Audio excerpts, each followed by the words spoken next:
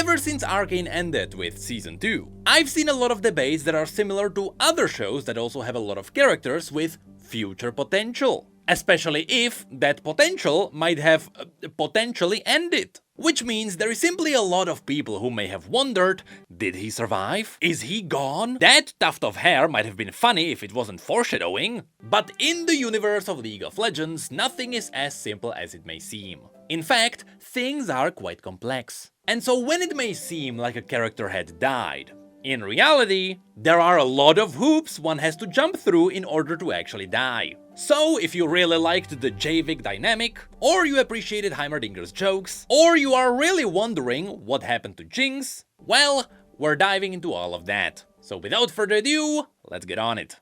Since Arcane has a lot of characters who died, ranging from the smallest ones to the main cast, we will be mainly focusing on the main cast. In fact, let's start with one that might be an absolute guarantee. If there is one character that was fully wrapped with little to no chance of getting back, it is Ambessa. Though just remember that I did mention there is little to no chance of coming back. Essentially, Ambessa was kinda destined to die in Arcane. Her storyline was leading to her final destination here. And if you're wondering what storyline am I talking about? Well, remember, Ambessa got a massive book. A book that talks about the history of her family, her role in Noxus, and yes, it even describes what is happening to Mel. It is a bit of a shame that the vast majority of this didn't make it to Arcane, but ultimately, Arcane was her final destination. Although, Ambessa did have a strong relationship with the Wolf, whom we know as the Wolf from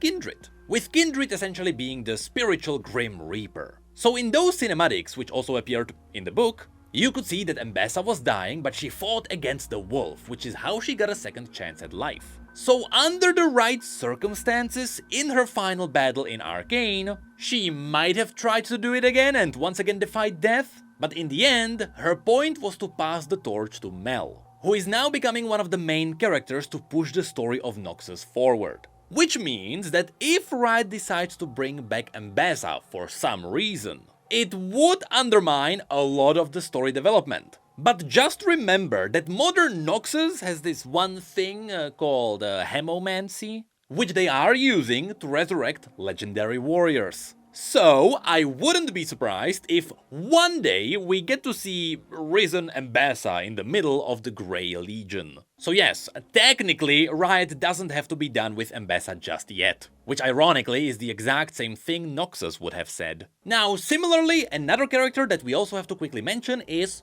Silco. Let's not talk around it, Silco is gone. He died in Zaun, with Zaun being known for helping people who are dying, not people who are dead. But also, just like Ambessa, should Silco be brought back somehow through Zaunite science, it would also undermine a lot of story developments. Though we have to point out that, sure, in theory, Singed could do it. He could defy death through alchemy. Is there a chance this might happen?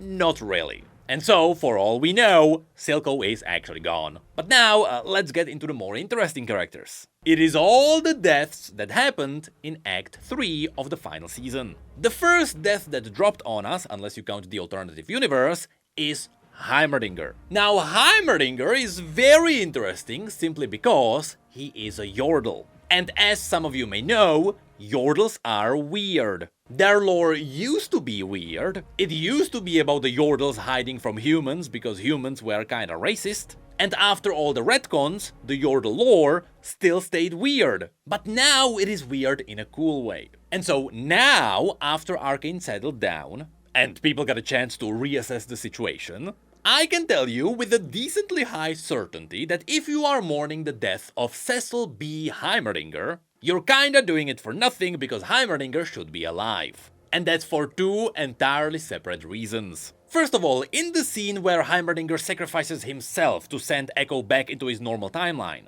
we can see that Heimerdinger connects the machine and he fully tanks the anomaly. And while for a few frames we can actually see his skeleton, and while the previous scene was big foreshadowing of what might happen to him, the entire time you can see that while Heimerdinger is sacrificing himself, he is fine with it. He is not bothered by it, he's not scared by it, And while you may think that he is old and he is just accepting his fate, the truth is, he probably knows what his fate is gonna be all along. And that's the fact that he likely didn't get vaporized here. It is far more likely that he simply jumped into another dimension. This is why there are no traces left behind him. If he did die like it previously happened, there would be at least a tuft of hair, which likely means that he simply keeps living his whimsical life in another dimension. And just in case you are not sold on this idea, just in case you believe he did blow up just like what Echo saw, there is the second reason why Heimerdinger is alive. And that is the fact that in the universe of League of Legends, Yordles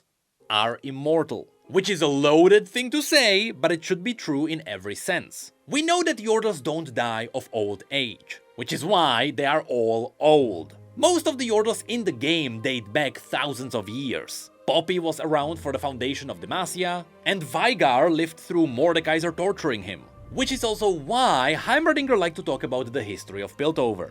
But the cool thing is that Yordles are also physically immortal. And that's mainly because Yordles are not physical. Their bodies are made out of magic.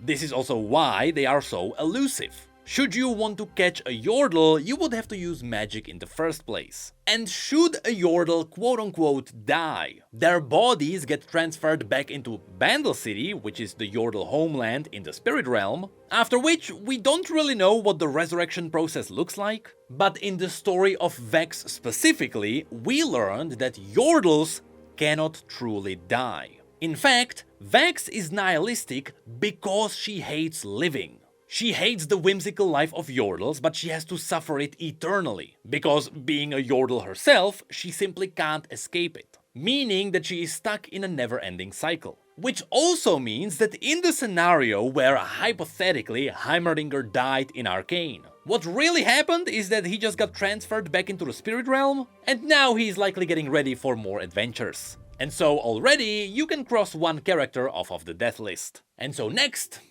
let's have a look at Vander, also known as Warwick now. Now, Vander is interesting because technically, he did die. That's what the entire scene with Victor and Singed was about. We could see inside Vander's soul, and we saw how the beast erased all traces of humanity. In other words, that's when Vander truly died. Although, theoretically, there are still shreds of Vander visible in his final scene with Jinx, but that one is open to interpretation. When it comes to Warwick specifically, however, there is something interesting that could happen. Of course, we know that in the final scene of Arcane, we can see Jinx blow up a grenade and take down Warwick with her. But the entire scene was filled to the brim with open back doors, one of which could be an open door for Warwick in the future. To be honest, the chances of us ever seeing Warwick again are near zero. However, we know that there are a lot of League of Legends enjoyers who like the Wolfie version more, which is the state Vander never reached in Arcane. Arcane just turned him into some kind of a hybrid. Well, at the end of Arcane, we never really learned what happened to his body. And seeing how former Singed would be able to shape him into more of a wolfy person, which is the one we know from League, technically, in the future, Riot can continue Warwick's story, and through science, that hybrid could be pushed into the full bestial potential. So, long story short, is Warwick dead? Highly likely. But can Riot bring Warwick back in case they need him for something like the MMO or something else in the future? Yes, there are ways they can easily pull this off. And it seems like these back doors were left open on purpose. Now, since we already mentioned Vander, we also have to point out Jinx. Here, I am pretty sure everyone has seen the theories, everyone has seen all the screenshots and Easter eggs. And so yes, I am pretty sure Jinx is alive. In fact, her entire storyline is set up in a really cool way for future storytelling. Essentially, what happened is that Jinx convinced everyone that she died. The only one that is suspicious about that is Caitlyn. Because Caitlyn saw the scene where they couldn't find a trace of Jinx's body, all they saw were scraps of her explosives. She also found one of the escape vents. In the final scene, we could see the little smudge of Jinx's escape. And so all of this seems to be a perfect setup for a story in the future, where Vi and Jinx meet again. All the while, Vi believes that Jinx is dead. And when that happens, I hope Riot has something extremely good planned out, because that's gonna be a moment everyone's gonna be looking forward to. And so in summary, is Jinx dead? Extremely likely no. Though on that note, I also wouldn't expect to see Jinx in a new story in the near future. Which leaves us with just one final major death in Arcane, which is Victor and Jace. Now this one is interesting because we have two sources of information that go against each other, but they do line up for one major outcome. You see, at the end of Arcane, the premise is that Jace and Victor sacrifice themselves to destroy Hextech. They do this after tapping into potentially celestial magic, where they use the acceleration rune to vaporize themselves. In fact, in one of the Aftertalk episodes where the creators of Arcane talk about some big questions, it is mentioned that Jace and Victor got vaporized and ultimately, that's how they ended. However, you may remember that we also got one extra interview where Christian Link mentioned that despite what happened in Arcane, they are gonna keep exploring the stories of Victor and Jace. Now, this can be explained in two different ways. Either they can delve further into their stories going back in time, so we get stories from when they were younger, though to some degree Arcane already covered that, or there is the thing that they are in fact not really dead. At least not in the way that you may think. You see, if you look into the circumstances of Victor tapping into the Arcane, becoming one with magic, and getting on almost celestial level, there is nothing that could disprove the fact that Victor could in fact become a celestial being.